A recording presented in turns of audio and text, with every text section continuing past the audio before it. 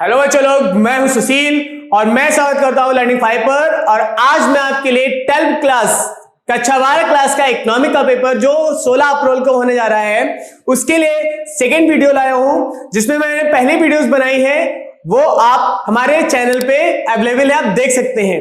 और जिसमें आज जो मैं वीडियोस बताने जा रहा हूं या बनाने जा रहा हूं आपके लिए, इसमें इंपॉर्टेंट डायग्राम्स हैं और आपके इंपॉर्टेंट टॉपिक हैं, उनको मैं समझा के डायग्राम्स बनाऊंगा जो आपको पेपर के लिए बहुत ही इंपॉर्टेंट है। और अंत तक जरूर देखिएगा क्योंकि इसमें सारी चीजें मैंने बारीकी से आपको समझाई हैं। तो चलिए बच्चों शुरू करते हैं।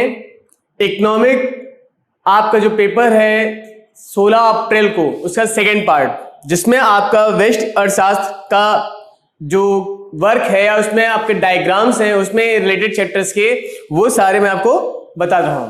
ठीक है, उनमें से जो इंपॉर्टेंट है वो उस पर मैं ध्यान दे रहा हूं, उस पर हमारा फोकस है। और जो आपके सब्स्टिट्यूट है मैं उनमें आपको डिस्क्रिप्शन बॉक्स में पेस्ट कर दूंगा और वहां पे लिंक से आप उसे शेयर कर सकते हैं। अच्छा, तो अब यहां पे जो आपका टॉपिक है थ्योरी ऑफ कंज्यूमर बिहेवियर, ठीक है, उपभोक्ता व्यवहार का सिद्धांत। तो बेटा उपभोक्ता व्यवहार सिद्धांत में उपभोक्ता के अनुसार या उपभोक्ता का सेटिस्फैक्शन के जो सिद्धांत होते हैं उसके बारे में यहां पर बताया गया है। तो इसमें हमारा पहला टॉपिक होता है तुष्टि गुण, यूटिलिटी। अब यूटिलिटी का अर्थ, विशेषताएं, प्रकार, ठीक है, और इसके साथ साथ में इनके जो दिया गया है डिमांड की meaning, elasticity of demand, type of price demand. तो बेटा ये ऐसे टॉपिक हैं जो सबसे इंपॉर्टेंट हैं।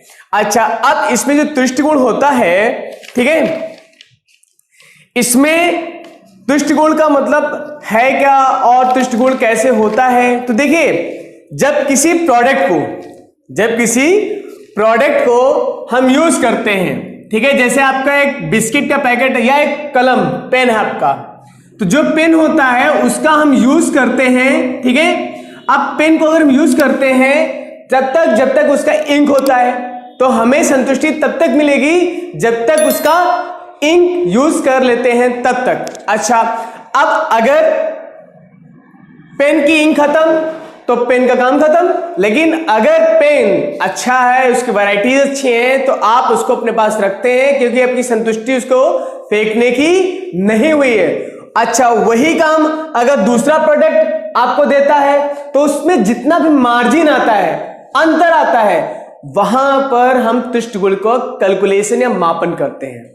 अच्छा, इस तुष्टि गुण को हम दो प्रकार से नापते हैं। एक आपका होता है कुल तुष्टि गुण और दूसरा होता है सीमांत तुष्टि गुण, ठीक है, मतलब टोटल यूटिलिटी, और दूसरा होता है मार्जिनल यूटिलिटीज। अच्छा, अब इसमें हमारे पास जो दिया जाता है,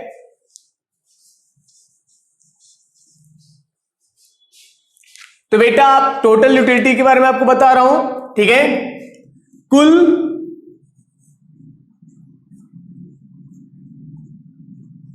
तुष्टि गुण और सीमांत।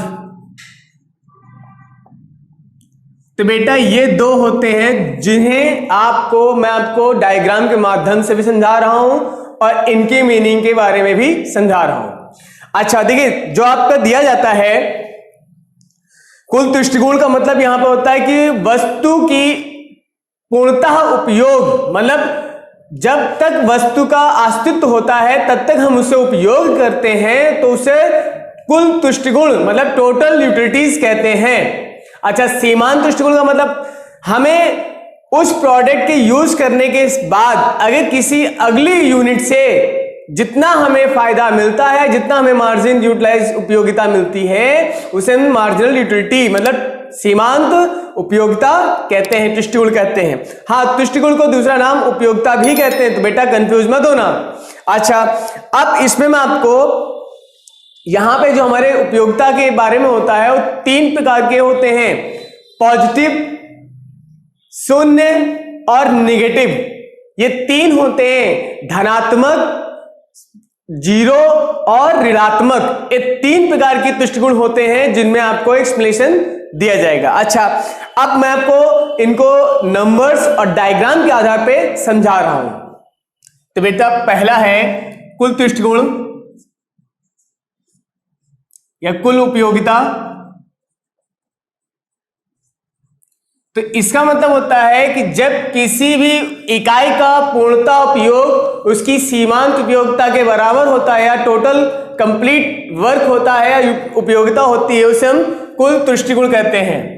अब इस पे बेटा कैसे कह सकते हैं, देखिए हमारे पास जैसे सिंपल से बात है यूनिट, ठीक है, इकाई, और ये आपका होता है प्रोडक्ट, ठीक है। अच्छा, अब जैसे एक इकाई है तो उसकी उपयोगिता आपके लिए कितनी हो सकती है, देखिए जो प्रोडक्ट जैसा उसकी उपयोगिता या प्रोडक्ट का नेचर होता है उसकी उपयोगिता उतनी ही बढ़ती है। तो जैसे आपको एक शॉप पर एक यूनिट का दाम 10 रुपए देना पड़ रहा है, ठीक है, और इसमें यह कोई जरूरी नहीं है कि आपने पैसा कम दिया ज्यादा दिया उसकी उपयोगिता कम हो जाएगी। वस्तु जितना आप परचेज करोगे उसकी पावर, परचेजिंग पावर जितनी आप देंगे उतने ही कंज्यूम भी करेंगे, ठीक है। 2 3 4 5, ठीक है, ज्यादा नहीं बना के तो छोटा सा डायग्राम समझा रहे हैं इस पे। तो 10 यूनिट आपका 2 यूनिट जब परचेज करते हैं तो इसमें आपके पास 12। अब इसके बाद में हमारे पास यहाँ 3, तो यहाँ पे आपका 15 आ जाएगा। 4 है तो ये वैल्यूज हो सकती है 18, और 5 है तो इसकी उपयोगिता हो जाएगी ये आपका 17 पे। तो अब बेटा ये आपका यूनिट्स है जिसके भी पे मैं आपको डायग्राम बता रहा हूं, ठीक है। ये आपका 0 और ये आपका है x और y। अब यहां पे जो आपका दिया गया है ये आपका यूनिट है, ये आपकी टोटल यूटिलिटी है, उपयोगिता, ठीक है।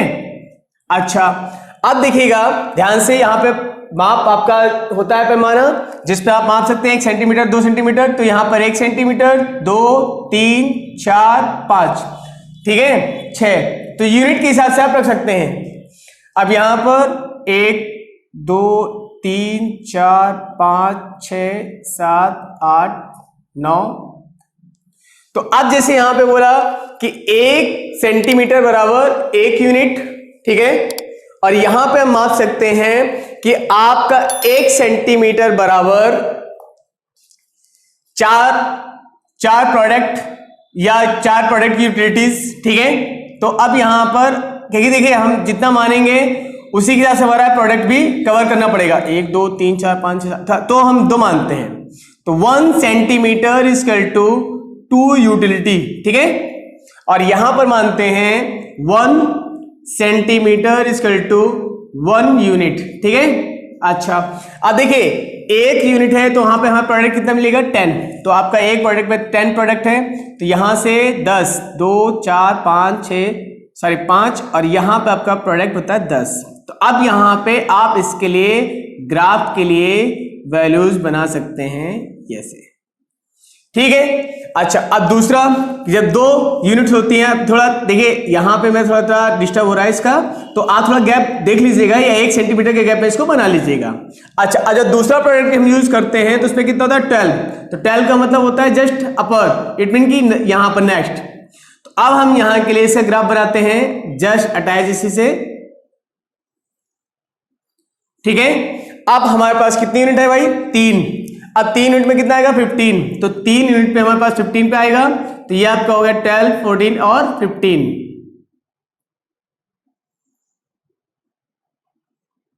ठीक है। अच्छा, अब इसके बाद में 4 यूनिट पे कितना आएगा 18।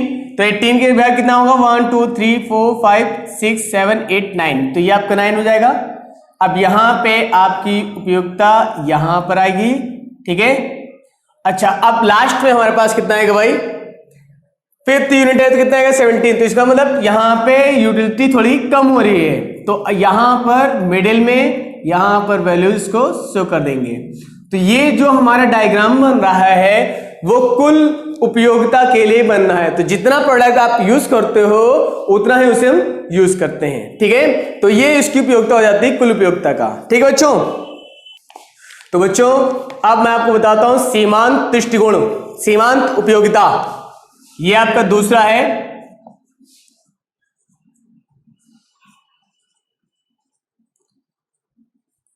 अब बेटा इसमें भी ध्यान दीजिएगा कि इसमें आपके लिए जो यूटिलाइजेशन होता है marginal utilities equal to change unit change quantity, ठीक है। अच्छा, यूटिलिटीज चेंज और क्वांटिटी चेंज होती है। अच्छा, अब इसमें करना क्या है, मैं आपको बताता हूं कितने मार्जिन के हिसाब से होता है, यूनिट के हिसाब से। तो आपके लिए बस नंबर्स दे रहा हूं, ठीक है। यूनिट, अब यूनिट में 1 2 3 4 5 6 7। अब बेटा ऐसे नंबर्स लेने हैं जो हमें आपको उपयोगिता के साथ, मतलब जो आपका यूटिलिटीज है वो मतलब धीरे धीरे कम होती जाए, डिसेंडिंग ऑर्डर में नंबर लेने हैं। ये एज्यूम कर सकते हैं, इसमें कोई जरूरी नहीं जो नंबर्स बुक पे दिए हैं वो आप लर्न करें, आप ऐसे एज्यूम कर लीजिए जिसमें आपको बनाने में आसानी हो जाए। अच्छा, तो अब मैं आपको यहां देता हूं मार्जिनल यूटिलिटी। तो ये आपका है 10 8 6 4 2 0 एंड यहां पे आपका आता है 3। तो जब ये 3 आएगा तो इसका मतलब नेगेटिव हुआ। 0 के बाद जब नंबर्स आते हैं तो नेगेटिव में, ज्यादा टाइम आपको नहीं लूंगा क्योंकि यहां पे सिर्फ समझाना है। अच्छा, अब ये हमारे 3 तरह की क्वालिटीज यहां पर आती है। ये सब आता है पॉजिटिव में, ये आता है शून्य और ये आता है नेगेटिव। पॉजिटिव 0 शून्य होता है, ठीक है। अच्छा, अब इसके बाद में आपके पास यहां पर आता है नेगेटिव, ठीक है। तो ये आपका धनात्मक, शून्य और ऋणात्मक, ये 3 प्रकार की क्वांटिटीज होती हैं। और जो डायग्राम्स बेटा बताऊंगा वो इसी तीनों को शो करेगा। अच्छा, अब इसमें हमारे पास क्या है भाई, नंबर्स दिए गए हैं, नंबर्स देखते हुए डायग्राम्स पेस्ट किया जाएगा। अब यहां पे आपका नंबर यूनिट का, ठीक है। तो यूनिट आप क्या जाएंगे 1 2 3 4 5 6 7। तो ये आपका हो गया 1 2 3 4 5 6 7। तो 1 सेंटीमीटर इक्वल टू 1 यूनिट, ठीक है। अच्छा, और इसके बारे में आपका जो रहेगा दो, जो भी आप एज्यूम कर सकते हैं, ठीक है। 1 2 3 4 5 6 7 8 9 10। तो यहां भी आएगा 1 सेंटीमीटर इक्वल टू 1 यूटिलिटी, ठीक है। अच्छा, अब देखिएगा ध्यान से कि जब हमारी एक यूनिट थी, टोटल यूटिलिटी कितनी थी भाई 10 की। तो यहां पर 10 पे आपकी यूटिलिटी हो जाएगी। दूसरा कहां पे आपका है 2, तो इस पे कितना आएगा 8। तो 2 पर कितना आएगा भाई 8 का, तो ये आपकी 8 की वैल्यू हो जाएगी, ठीक है। तीसरा देखिए, ये जो पॉइंट्स है डॉट्स, ये हम लोग ध्यान सकते हैं वह, तो कहीं मिस्टेक ना हो, ध्यान दीजिएगा। 1 2 3 4 5 6 7 8 9 10 और दूसरा किस पर है 8। तीसरी यूनिट कितने पर आएगा 6 पर, तो यहां पर आपका 6 कितना है 1 2 3 4 5 6, ठीक है। अच्छा, अब ये आपका कितना है 4 पे कितना आएगा भाई 4 पे आता है हमारे पास 4, तो यहां पर आपका आएगा 4 पर फिफ्थ, तो फिफ्थ में देखिए कितना आएगा भाई 2, ठीक है। 6, यहां पे कोई भी चेंजेस नहीं होंगे, ये हमारे पास बिंदु वहीं पर आ जाएगा। लास्ट 7 दिया नेगेटिव 3 में आएगा, तो नेगेटिव 3 का मतलब यहां पे हमें इसको नेगेटिव में लेकर जाना पड़ेगा। तो यहां पर कितना आएगा 1 2 3, तो ये आपका माइनस का 1 माइनस का 2 माइनस का 3, तो यहां पर आपकी वैल्यूज कितनी आएगी यहां पर 3 पर। तो देखिए, ये जो मैंने आपको डायग्राम बताया है, ये देखते हुए आपको यहां पे ग्राफ बनाना है। तो ये आपका आएगा 1 यूनिट, तो आप लोग स्केल का यूज कर लीजिएगा, ठीक है। 3 4 5 और इसमें कोई चेंज नहीं, और ये आपका आता है नेगेटिव में। इसको सॉल्व कर सकते हैं आप यहां पर, ये आपका रहेगा पॉजिटिव में और ये आपका दूसरा रहेगा जिसमें आप क्रॉस कर सकते हैं, आपका नेगेटिव साइन को शो करेगा। तो बेटा ये होती है सीमांत उपयोगिता, जिसमें हमारे पास 3 तुष्टिकोण में मतलब 3 उपयोगिताओं को दिखाता है, पॉजिटिव नेगेटिव एंड शून्य। अच्छा, ये आपका टॉपिक खत्म हो जाता है बेटा। तो बच्चों नेक्स्ट टॉपिक आपका तटस्थता वक्र की विशेषता, और ये इसमें काफी चीजें हैं जिसका मैं आपको लिंक दे दूंगा डिस्क्रिप्शन बॉक्स में, उसमें आप डाउनलोड कर लीजिएगा। अच्छा, जो आपका मोस्ट इंपॉर्टेंट में मांग की लोच, इलास्टिसिटी ऑफ डिमांड, तो बेटा एक टॉपिक ये भी है जो आपका अंतर देता है, ठीक है ना, मांग की लोच। अब जो मांग की लोच है, ठीक है, अब ये मांग की लोच कब आती है? मांग की लोच तब आती है जब हमारा प्राइस और डिमांड पर कोई प्रभाव पड़ता है। तो बेटा इसमें मांग की लोच 5 प्रकार के यहां पे श्रेणी में बताया गया है। उन चीजों पे ध्यान दीजिएगा, मैं आपको एक एक डायग्राम बताऊंगा, ध्यान से, ज्यादा मैं एक्सप्लेन नहीं करूंगा, कुछ चीजों में ही आपको डायग्राम क्लियर कर दूंगा, उसके बाद में एक्सप्लेनेशन पढ़ लीजिएगा। अच्छा, तो प्राइस और डिमांड, अगर प्राइस बढ़ती है तो डिमांड कम हो जाती है, और जब प्राइस घटती है तो डिमांड बढ़ जाती है।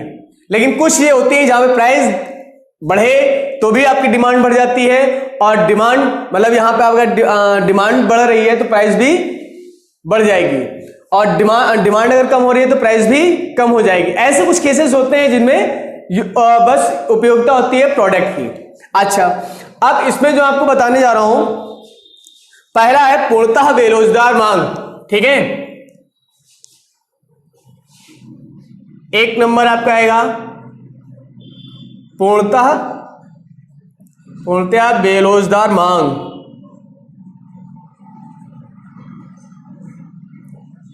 अब बेटा ये कैसे पता चलेगा? इसमें आपको मैं बता रहा हूं कि प्राइस में चेंज हो सकता है लेकिन डिमांड में कोई चेंज नहीं होगा, डिमांड में नो चेंज, ठीक है ना। तो ऐसे डायग्राम्स ऐसे बनते हैं, जैसे सिंपल सी बात है, ठीक है, प्राइस, तो मैंने आपको बताया कि डिमांड इसमें कांस्टेंट होता है, ठीक है, ये आपकी डिमांड है, ये आपका प्राइस है, तो ये आपका प्राइस कांस्टेंट है। अब प्राइस कांस्टेंट दे दिया गया है, ठीक, डिमांड के बराबर, अगर प्राइस है तो डिमांड भी होगी। अब प्राइस अगर डिक्रीज हो रहा है तो भी डिमांड पे कोई प्रभाव नहीं पड़ रहा है, और अगर प्राइस इंक्रीज कर रहा है तो भी डिमांड पे कोई प्रभाव नहीं पड़ रहा है। तो ऐसी कंडीशन में हमारे पास जो मांग होती है वो पूर्णतः बेरोजगार मांग कहलाती है। तो बेटा ये एक आपका श्रेणी में आ जाता है। अच्छा, अब इसके बाद मैं दूसरा आपको बताता हूं इसी के साथ, बेलोचदार मांग, ठीक है। अब इसमें पूर्णतः था, इसमें क्या है? बेलोचदार मांग। अब बेटा इसमें क्या होता है? इसमें ध्यान दीजिएगा प्राइस और डिमांड पर ही। अगर प्राइस, देखिए, डिमांड के दुगना प्राइस बढ़ती है या दुगना घटती है, तो यहां पे आपका प्राइस पे इफेक्ट पड़ता है 20%, तो डिमांड पर कितना प्रभाव पड़ेगा? 10%, मतलब प्रतिशत के आधार पर यहां पर चेंज होता है, दुगना प्रभाव पड़ता है प्राइस पर, तो डिमांड में 10% या उसका आधा प्रभाव पड़ता है। अब ये कैसे बनेगा बेटा? तो देखिए यहां पे मैं आपको इसी डायग्राम के आधार पर बताता हूं, ध्यान दीजिएगा। प्राइस डिमांड आपका कंटिन्यू चलता है। अच्छा सारी चीज आप डिनोट करते रहिए, ठीक है। अच्छा, अब इसमें हमारे पास क्या है? प्राइस आपका कांस्टेंट है, ठीक है। अब इन्होंने कहा कि अगर प्राइस 20% मतलब 2 गुना बढ़े तो कैसे पता चलेगा? इसमें हम एक वैल्यूज मान लेते हैं कि रेशियो के हिसाब से 2 सेंटीमीटर और 1 सेंटीमीटर, ठीक है ना, तो आप बनाने में आसानी हो जाएगी। 2 सेंटीमीटर के हिसाब से आपकी वैल्यूज प्राइस यहां बढ़ गई, तो ये होता है पॉजिटिव, ठीक है, P1 प्राइस यहां पर आपका दिया गया है। अब यहां अगर प्राइस बढ़ रहा है तो डिमांड उसकी आधी, मतलब आधी का मतलब 2 सेंटीमीटर है, तो इसका कितना हो जाएगा? 1 सेंटीमीटर, तो 1 सेंटीमीटर डिमांड कम हो जाएगी। तो बेटा ये इनका जो ग्राफ बनता है वो यहां पे आता है। अब अगर प्राइस 2 सेंटीमीटर कम हो जाए, ठीक है ना, तो 1 सेंटीमीटर का प्रभाव पड़ता है डिमांड पर, तब उस कंडीशन में ही पड़ेगा। तो ये जो बढ़ेगा आपका कर्व, ये आपकी डिमांड होती है, ठीक है। तो ये डिमांड का बेलोचदार मांग कहलाता है। तो अच्छा, अब इसके साथ में आपका आता है लोचदार मांग, ठीक है ना, लोचदार मांग। अब बेटा इसमें क्या होता है? अब इसमें हमारे पास जो वैल्यूज दी गई है इलास्टिक डिमांड, तो जितना प्रभाव आपका यहां पर पड़ेगा, तो प्राइस और डिमांड पर दोनों पर एक ही प्रकार का निश्चित प्रभाव पड़ता है दोनों में एक ही प्रभाव पड़ता है, ज्यादा चेंजेस नहीं होते हैं। अगर यहाँ पे 10% का प्राइस चेंज होता है, घटती है बढ़ती है, तो डिमांड भी 10% का प्रभाव पड़ता है। अच्छा, अब इसको बनाने का तरीका क्या है भाई, देख लीजिएगा ध्यान से। ये आपका है एक्स वाई। अब अगर यहां पे आपका प्राइस कांस्टेंट था, तो अब ये इंक्रीज 10% करेगा, तो डिमांड 10% डिक्रीज कर जाती है। और अगर 10% डिक्रीज कर रहा है, देखो ये चेंजेस का मतलब होता है P1, ठीक है, और ये आएगा P2। अच्छा, अब ये चेंजेस, तो यहां पे आपका डिमांड था, तो ये आपका D1 हो जाएगा, और इधर चेंज करेगा तो D2 हो जाएगा।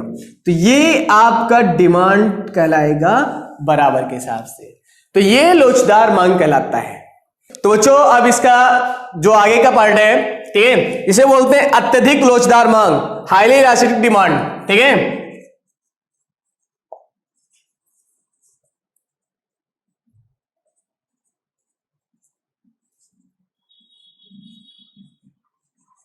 अब बेटा इसमें क्या है, इसमें हमारे पास प्राइस पे इफेक्ट पड़ता है जस्ट अपोजिट। तो यहां पे ध्यान दीजिएगा, प्राइस और डिमांड, अगर प्राइस 10% इंक्रीज या डिक्रीज होता है, तो डिमांड पे उसका दुगना इफेक्ट पड़ता है, प्रभाव पड़ता है, ठीक है।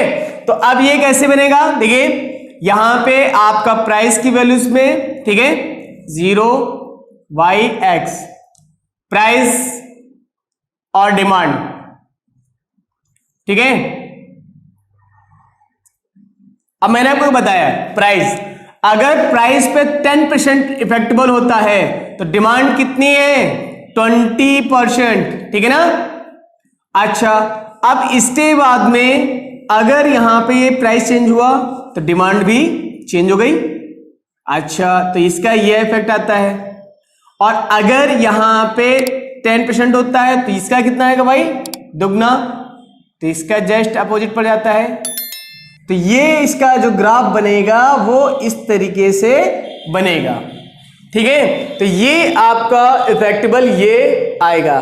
अच्छा, तो बच्चों ये लास्ट है पूर्णतः लोचदार मांग।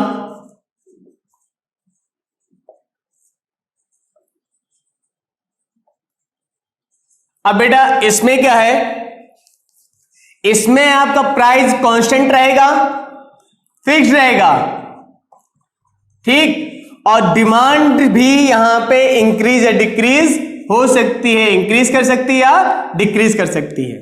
तो ये यहां पे इफेक्ट रहेगा। तो इसका बनने का तरीका रहेगा, ये आपकी डिमांड है, प्राइस है। अब देखिए ध्यान से, मैंने आपको बताया कि प्राइस यहां पे कांस्टेंट है। अब जितनी डिमांड आपकी है वो तो रहेगी, लेकिन यहां पे ऐसा भी हो सकता है कि जब आपका प्राइस स्थिर हो, लेकिन तब आपकी डिमांड घट सकती है और बढ़ सकती है, तो उसका कोई फिक्स नहीं है। तो ये आपकी डिमांड चेंज हो सकती है। तो ये आपका D1 और ये आपका डिमांड बढ़ सकती है, D2। तो बेटा ये ऐसा हो सकता है, प्राइस फिक्स है, लेकिन डिमांड वस्तु के नाम या वस्तु की उपयोगिता के अनुसार उसकी रिक्वायरमेंट घटेगी या बढ़ेगी। तो ऐसी कंडीशंस होती हैं मांग की लोच। तो बेटा ये चीज ध्यान दीजिएगा, ये ग्राफ बनाने में आसान है, बस आप इन चीजों पे कॉन्सेंट्रेट करिएगा कि जितना भी मैंने आपको बताया है, बस परसेंटेज और उसकी वैल्यू पे ध्यान दीजिएगा। ये चीज हर एक चीज कोई बंदा नहीं बताता है, जो मैंने चीज बताई है वो बारीकी से बताई है, और इस पर ध्यान देंगे तो डायग्राम बनाने में कोई प्रॉब्लम नहीं आएगी। बच्चों मुझे उम्मीद है कि आपको जितने डायग्राम्स या जितनी चीजें मैंने आपको बताई वो समझ में आ गई है। और अगर अभी भी आपको किसी पे कोई डाउट या संदेह है, तो आप हमारे कमेंट सेक्शन में आके पूछ सकते हैं, और मैं उसका जल्दी से जल्दी समाधान करता हूं।